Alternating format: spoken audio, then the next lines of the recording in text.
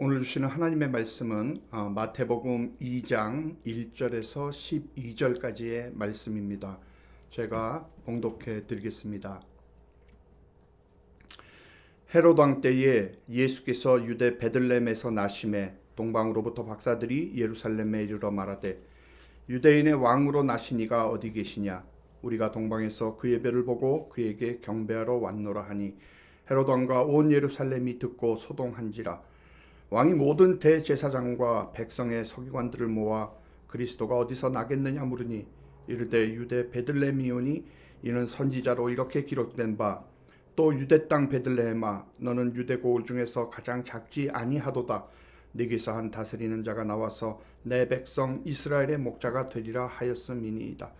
이에 헤롯이 가만히 박사들을 불러 별이 나타난 때를 자세히 묻고 베들레헴으로 보내며 이르되 가서 아기에 대하여 자세히 알아보고 찾거든 내게 고하여 나도 가서 그에게 경배하게 하라.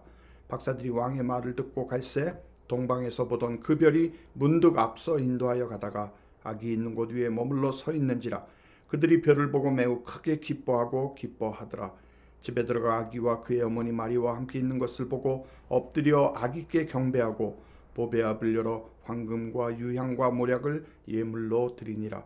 그들은 꿈에 헤롯에게로 돌아가지 말라 지시하심을 받아 다른 길로 고국에 돌아가니라. 아멘. 할렐루야. 저는 오늘 그의 별을 보고 온 사람들이라는 주님의 말씀으로 함께 은혜를 나누겠습니다. 예수 그리스도께서 구유에 탄생하신 사건은 인류 역사의 전환점이며 구속의 요람이요 하나님께서 약속하신 그 약속의 성취의 결정입니다. 그런데 예수 그리스도께서 탄생하신 지 2000년이 되었지만 그때나 지금이나 그리스도가 머무실 방이 세상에는 없습니다. 하나님이 인간이 되신 것은 너무나도 놀랍고 위대한 사건이었으나 사람들은 그 사건을 그저 의식과 축제 뒤에 숨겨버렸습니다. 여러분, 크리스마스의 본래 뜻은 그리스도, 크라이스트와 축제, 페스티벌의 뜻을 가진 그 메스의 복합어입니다. 그래서 크리스마스가 된 것입니다. 근데 오늘날에는 그리스도는 없고 축제만 남아 있습니다. 그래서 우리는 이제 성탄을 단순히 예물을 교환을 하거나 혹은 구제를 하는 날로 이렇게 생각을 하지만 그것은 어디까지나 작은 관습에 불과하고 성탄의 중심이 되는 뜻과 그 근본적인 의미는 예수 그리스도께서 나신 날이라는 데 있습니다. 그러니까 예수 그리스도의 나심, 여기에 초점을 맞추어서 우리는 성탄을 맞이해야 할 것입니다. 자, 그런데 성경은 예수님의 나심을 나심이라고만 말씀을 하지 않고 오심이라고 말씀합니다. 그것은 하나님께서 하늘의 보좌를 버리시고 이 땅에 오셨기 때문입니다. 또한 되심이라고 말씀합니다. 하나님께서 친히 사람이 되셔서 육체를 입으셨기 때문입니다. 그렇게 우리 가운데 오셔서 우리의 처지에서 우리를 만나주시는 것입니다. 이것은 어디까지나 하나님의 영원한 사건이며 하나님의 계시며 오늘도 하나님께서 우리를 사랑하신다는 그 증거를 의미하는 것입니다. 주전 700여 년에 한 예언자가 있었습니다. 그의 이름은 이사야입니다. 이사야 선지자가 이사야 7장 14절에서 다음과 같은 예언을 했습니다. 그러므로 주께서 친히 징조를 너희에게 주실 것이라. 보라, 처녀가 잉태하여 아들을 낳을 것이요 그 이름을 임마누엘이라 하리라. 당시에는 이 말을 도대체 무슨 뜻인지 무슨 예언인지 정확히 아는 사람이 없었습니다. 마치 그림자를 보듯이 막연하게 이 예언을 들었을 뿐입니다. 그런데 마태는 마태복음 1장 21절과 23절에서 이 구약의 예언이 예수님에 의해서 응답되었다고 다음과 같이 기록하고 있습니다. 아들을 낳으리니 이름을 예수라 하라. 이는 그가 자기 백성을 그들의 죄에서 구원할 자이심이라 하니라. 이 모든 일이 된 것은 주께서 선지자로 하신 말씀을 이루려 하심이니 이르시되 보라 처녀가 잉태하여 아들을 낳을 것이요 그의 이름을 임마누엘이라 하리라 하셨으니 이를 번역한즉 하나님이 우리와 함께 계시다 함이라. 예수님께서 세상에 오신 것은 우연이 아니라 이사야가 예언하기 이전에 하나님께서 계획을 하셨고 준비를 하셨으며 수천 년을 지내오면서 계속해서 말씀하셨던 이름을 증거하고 있는 것입니다. 높은 보좌에 계시면서 우리가 하나님께로 올라가기를 기다린 것이 아니라 하나님께서 사람을 사랑하셔서 이 땅에 오셨다는 것입니다. 그래서 이것은 사건입니다.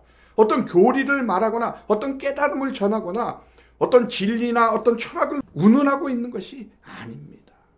주님은 분명한 실제의 사건으로 역사 속에 오셨습니다.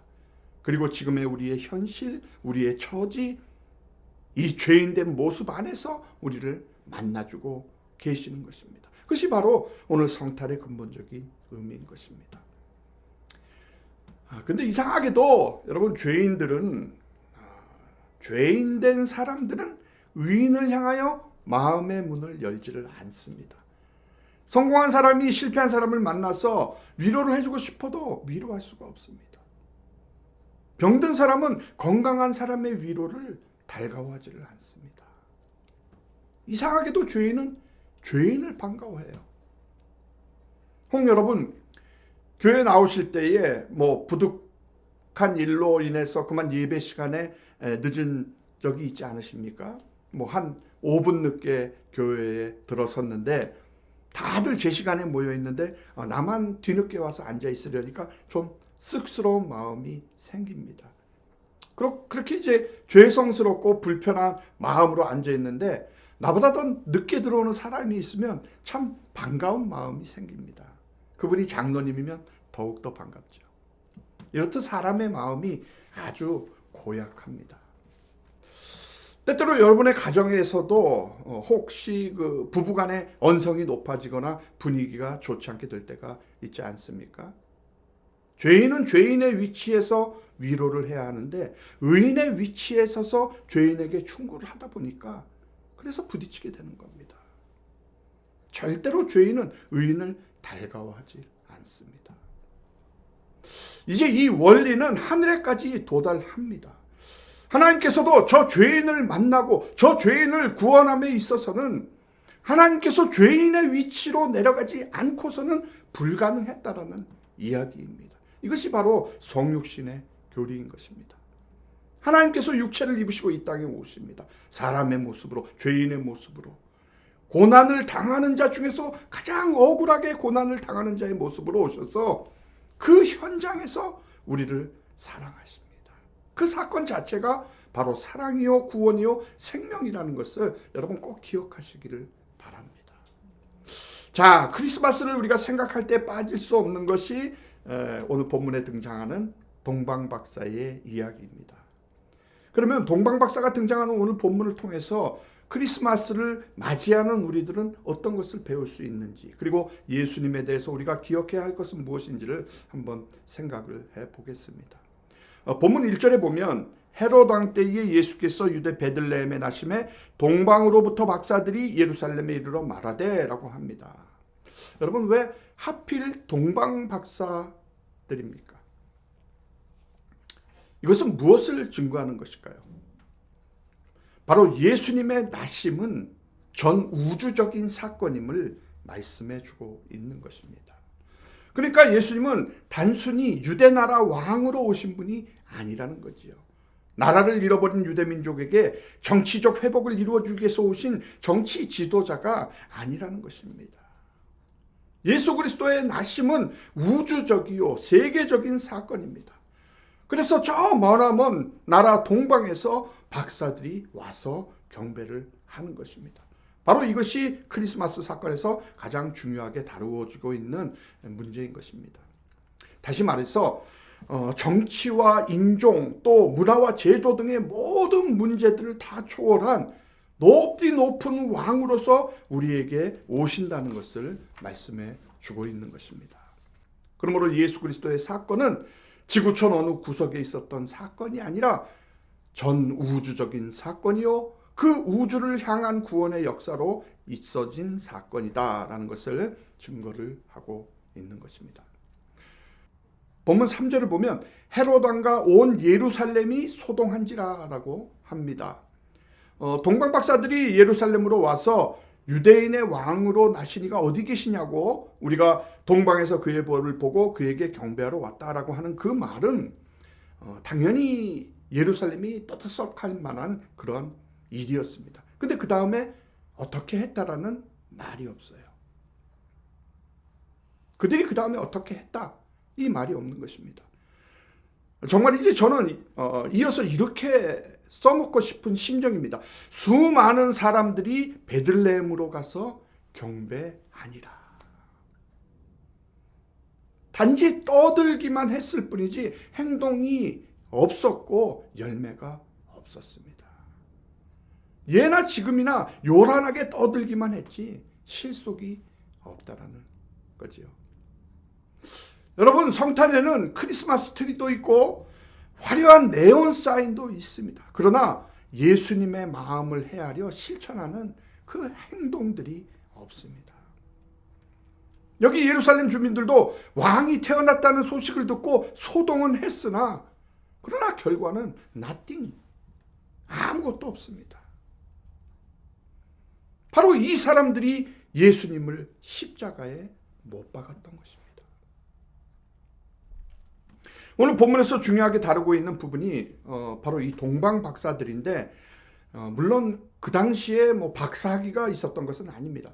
그러나 이 사람들의 신분을 다른 말로 표현할 수가 없기 때문에 우리말 성경에서는 박사라고 한 것입니다. 영어에서는 wise man, 지혜로운 사람이라고 일컫는 이 사람들이 옛날 페르시아나 바벨론의 사람들로서 왕의 고문관이고 철학자들입니다. 특별히 하늘을 쳐다보면서 천문과 점성술을 공부한 사람들입니다. 다시 말해서 그들은 훌륭한 학자였고 지혜로운 사람들이었고 지체가 높은 사람들이었습니다. 저들은 하늘을 쳐다보는 사람들이었기에 땅의 문제가 땅에 있지 않다고 생각을 했습니다. 하늘을 쳐다보고 높이 떠있는 그 하늘의 별들을 바라보면서 모든 땅의 문제가 하늘에서 해결이 된다라고 하는 그런 철학을 가진 사람들입니다. 그리고 결국은 저들이 하늘에서부터 계시를 받게 됩니다. 동방 박사들은 하늘의 신비에 심취되어 있던 중에 하나님의 음성을 듣게 됩니다. 별을 보고 영감을 얻게 됩니다. 이것을 두고 후세 많은 학자들이 연구하고 발표한 내용을 종합해보면 이렇습니다. 동방 박사들은 분명히 구약에서 예언한 메시아에 대한 그 상식을 가지고 있었다는 거지요. 그도 그럴 것이 다니엘과 그 친구들이 바벨론의 포로가 되어 있을 때 바벨론과 페르시아 근방의 많은 사람들이 하나님을 알게 되고 하나님의 뜻에 순종하는 기회를 얻을 수가 있었습니다. 그 영향으로 인해서 조로아스터라고 하는 종교도 생기게 되었다고 합니다. 어쨌든 우리가 분명하게 알 수 있는 것은 이 동방 박사들은 구약에 대해서 알고 있었다는 거예요. 구약에서 말씀하는 메시아가 오리라고 하는 그 메시아니즘에 대해서 상당한 지식을 가지고 있었다는 것입니다. 이 점을 부인할 수가 없는 것입니다. 그래서 하늘을 쳐다보면서 느낀 그 신비와 그 신비에 도취된 경건과 여기에 메시아 사상이 합쳐지면서 예수님의 별을 그것을 구별하게 된 것입니다. 본문 말씀에서 보는 대로 우리는 베들레헴으로 향하는 동방 박사들의 행렬을 아주 조촐하게 생각을 합니다. 흔히 예수님께 경배한 동방 박사는 세 사람이라고 그렇게 생각을 하지 않습니까? 우리가 주일학교 때부터 동방 박사 세 사람 이렇게 들어왔고 또 그렇게 배웠습니다. 그리고 그림을 그릴 때에도 낙타를 타고 가는 동방 박사 세 사람을 그렸습니다. 그러나 아무리 연구를 해도 2000년 전 그때의 문화로 돌아가서 생각을 해보면 그 행렬은 적어도 70명 이상이 될 거라는 것입니다. 광야를 건너는 그 힘든 여행에는 많은 난관이 가로놓여 있었을 것입니다. 결코 한두 사람이 다닐 수 있는 그런 길이 아닙니다. 더군다나 낮에는 자고 밤에만 걸어야 합니다. 왜 그렇죠? 별을 따라가야 하니까. 그러니까 밤에 행진할 수밖에 없었습니다. 그러니 그 위험하고도 어려운 길에 적어도 70명 이상이 큰 대열을 이루면서 준비도 단단히 하고 그렇게 별을 따라 갔을 것입니다. 그렇게 동방박사들이 별의 인도함을 받아서 베들레헴으로 가서 드디어 아기 예수님을 만나게 됩니다. 그리고 그들이 고대하던 대로 아기 예수님께 경배하고 준비한 예물을 드립니다. 황금과 유향과 모략을 드렸다고 성경은 말씀합니다. 자, 이것은 상징적이자 또한 예표적인 말씀으로 아주 중요한 의미를 담고 있습니다. 여러분, 금은 왕에게 드리는 예물입니다. 그래서 옛날부터 그 왕궁을 보면 전부 금으로 그렇게 입혔습니다.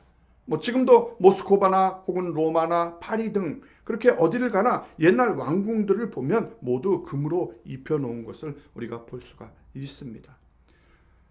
그래서 동방박사들이 아기 예수님께 금을 바쳤다는 것은 이것은 예수님이 바로 왕이시라는 의미입니다. 당신은 나의 왕이십니다 라는 고백인 것입니다. 또 유향을 바쳤습니다.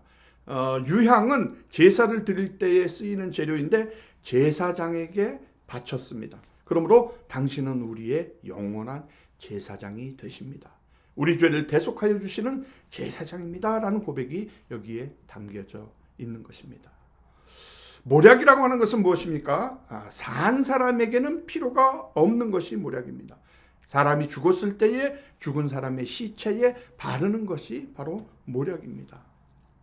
제가 처음 미국에 와서 그 뉴욕 메트로폴리탄 그 뮤지엄에 갔을 때 3000년 된 미이라를 개봉하는 것을 본 일이 있었습니다. 죽은 사람의 몸에 모략을 바르고 그 위를 천으로 입히고 또 모략을 바르고 천으로 입히고 해서 그 시체를 사람의 모양 그대로 만들어 놓았습니다. 그것이 3000년이 지났는데도 여전히 썩지 않고 보존되어 있었습니다. 모략이란 바로 이런 것입니다. 이것은 어디까지나 종말론적인 의미가 있는 것입니다. 이렇게 모략은 죽은 자, 곧 시체에 바르는 것입니다. 근데 아기 예수님께 모략을 바치는 그 이유가 무엇이었겠습니까? 바로 당신은 우리 만 백성을 위하여 죽으실 것입니다 라는 이 중요한 의미가 여기에 들어있는 것입니다. 동방박사들이 그 의미를 진정으로 알았는지 몰랐는지는 상관이 없이 말입니다. 사랑하는 성도 여러분,